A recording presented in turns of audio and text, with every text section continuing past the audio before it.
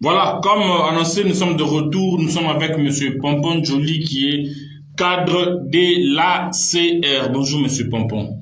Bonjour Jean-Joueur. Comment vous allez? Oui, avancez un peu. Ça va, ça marche. Ah d'accord. Vous pouvez nous dire en gros mots, c'est quoi l'ACR? ACR, c'est un parti politique qui vient de voir les jours il n'y a pas longtemps. Ok.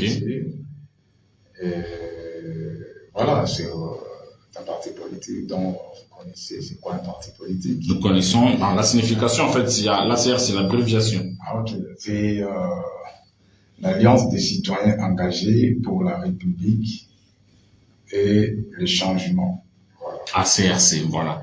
Alors, c'est un parti de l'Union sacrée, un parti de l'opposition, un parti centriste. Donc, il n'y a pas de parti centriste ici. Non, ça existe, bien sûr. Il y en a. Il y a un parti d'un ancien ministre ici, cadre ONFC. Jamais Kambinga, qui à la fin a soutenu Joseph Kabila et la FCC. Voilà, c'est un centriste, selon la lettre. Oui. Donc, bon, nous, jusque-là, on ne s'est pas encore prononcé. Ok. Sauf que notre engagement, c'est juste pour la République. Notre bien commun, notre vision, c'est la République démocratique du Congo. Et on va se prononcer incessamment. Mais les élections approchent, tous les partis sont en train de se prononcer déjà. Je vois, il y a d'autres qui soutiennent le docteur Denis Mukwege, il y a d'autres qui sont dans l'opposition. Déjà là, on doit compétir. Donc, pour compétir, il faudrait conglomérer avec notre parti. Donc, nous avons déjà une plateforme électorale, bien sûr, où il y a plusieurs partis politiques, des partis qui sont représentés dans notre territoire, bien sûr. Donc, là, on est, comme on dit souvent, si tu veux aller loin, il faut ménager tes montées. C'est ça. Donc, on se prépare pour les élections.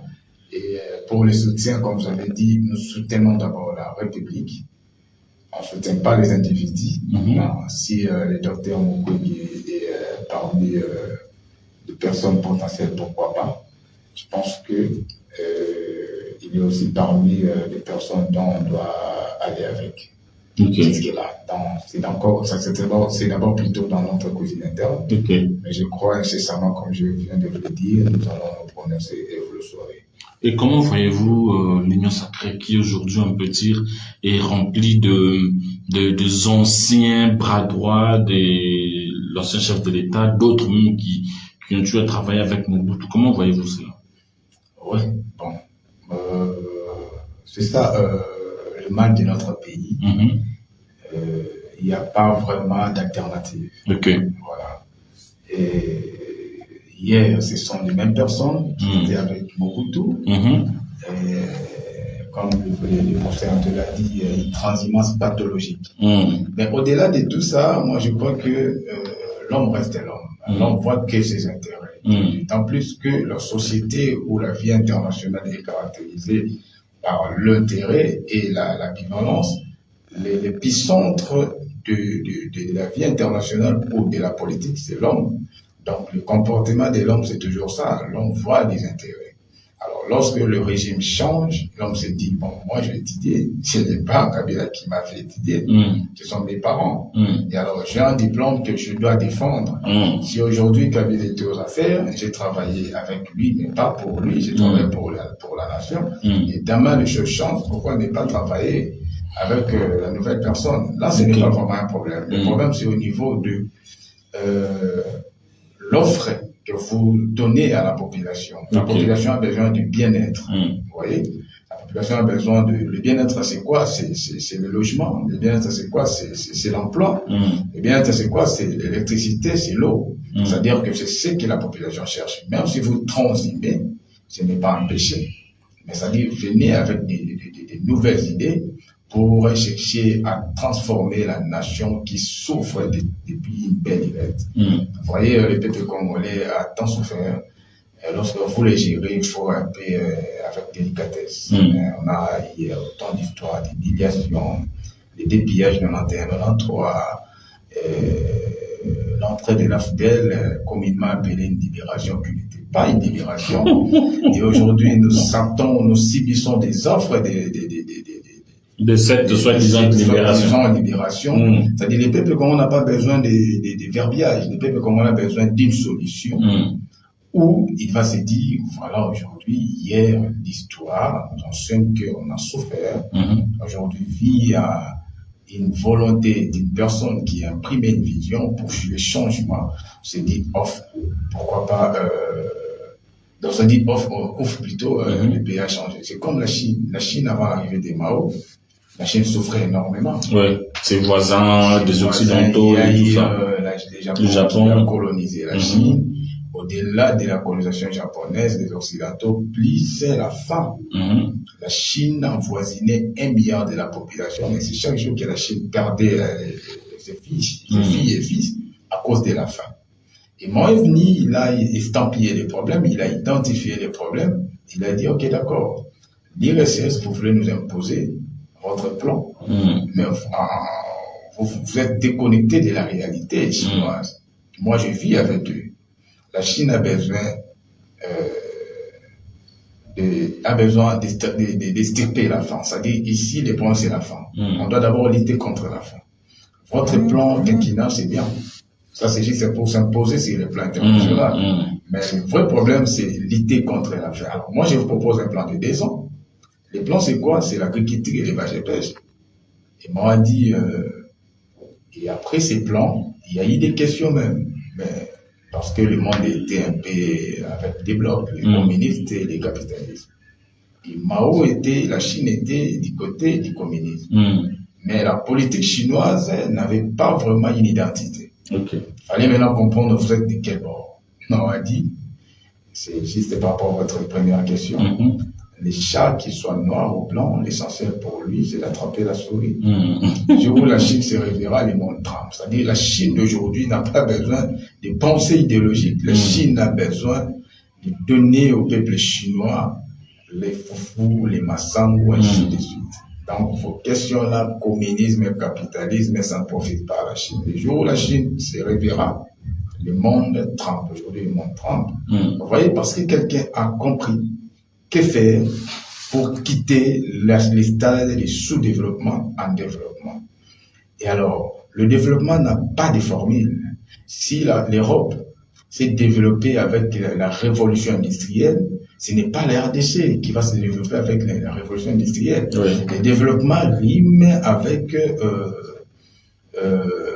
la culture, l'histoire d'un peuple. C'est-à-dire l'histoire du Congo, la culture congolaise, qui va nous permettre, si nous comprenions bien cette culture, de prendre la tangente au sol pour se développer. Donc voilà un peu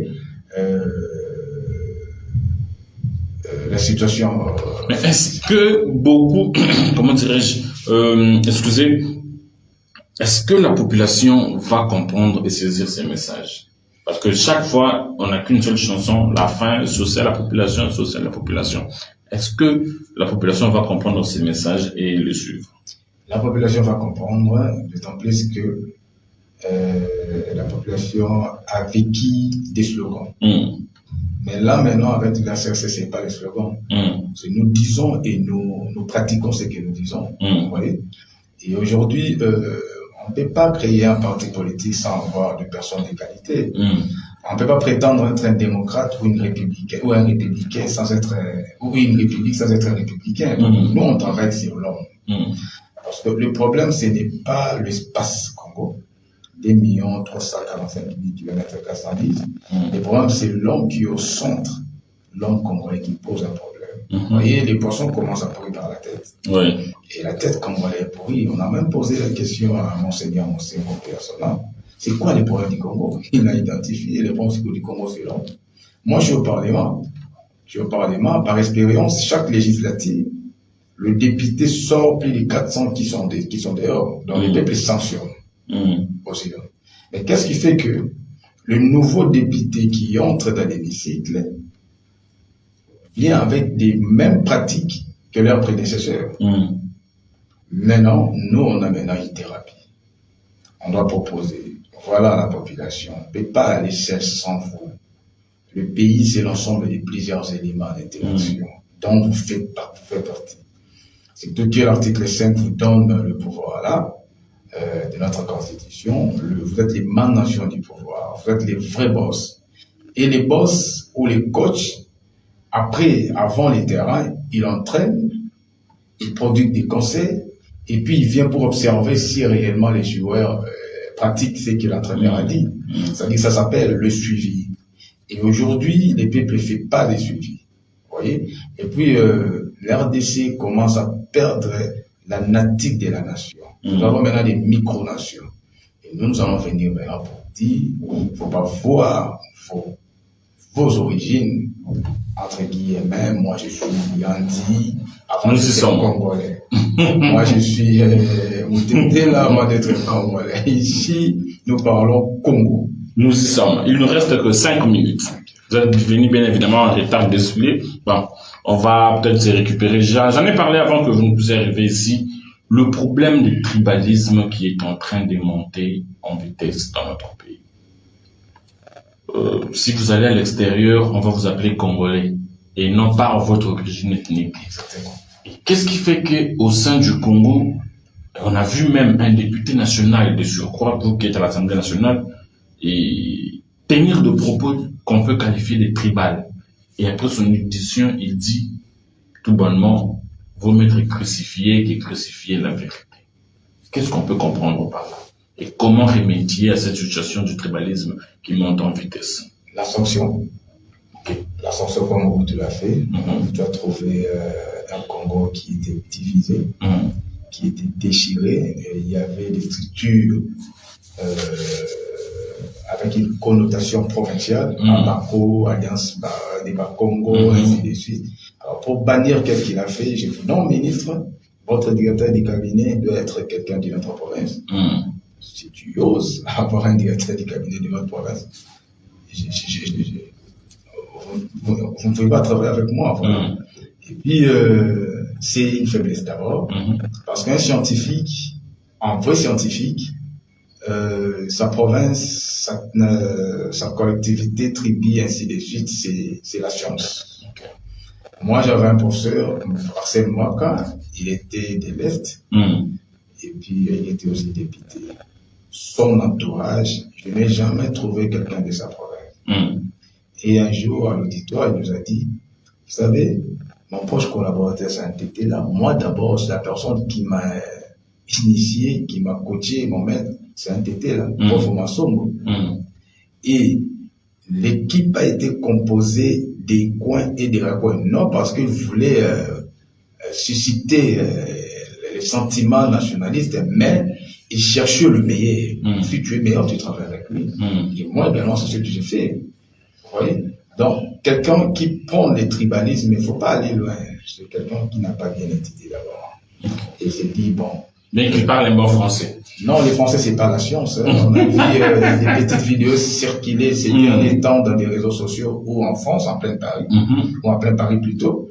On pose des questions aux Français et conjuguer des verbes. Il n'y a pas une bonne réponse. Voilà. Donc, mais ils parlent d'un bon français. Donc, le français, ce n'est qu'une langue.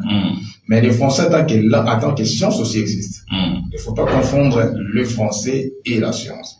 Donc, quelqu'un qui prône le tribalisme, il faut déjà les déclasser. Mais déjà, par rapport aux députés, moi, je crois qu'on doit appliquer la loi. Surtout qu'il y a un code de bonne conduite des agents publics de l'État. Où, dans ce code-là, parle d'un comportement d'un agent public de l'État.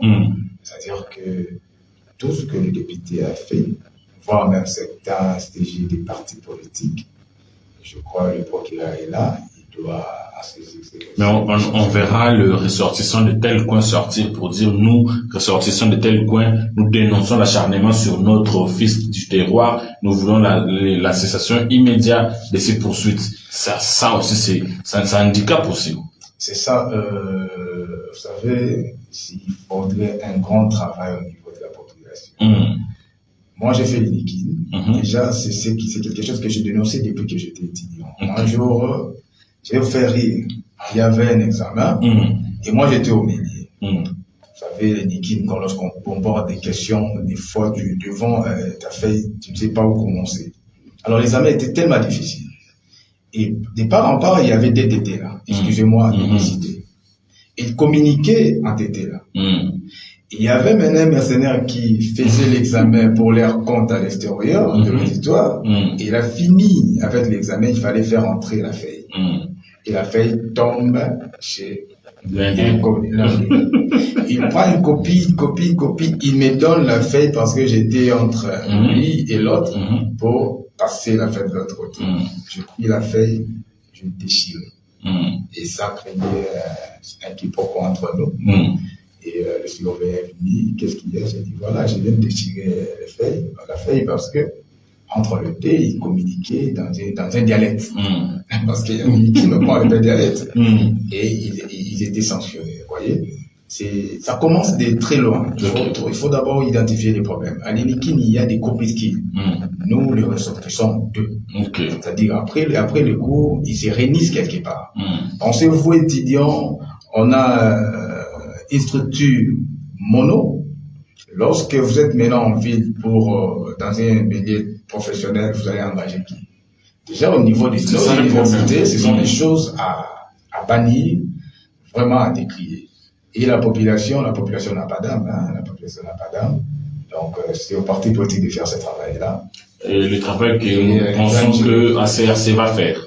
Bien sûr, surtout que ACRC est regorgé de plusieurs structures, dont les ASBEL. Parce que moi, j'ai des casquettes au sein de l'ACRC. Je suis un cadre et en même temps, je suis un président d'INASBEL. Donc, j'ai fait le monitoring parlementaire. Vous voyez?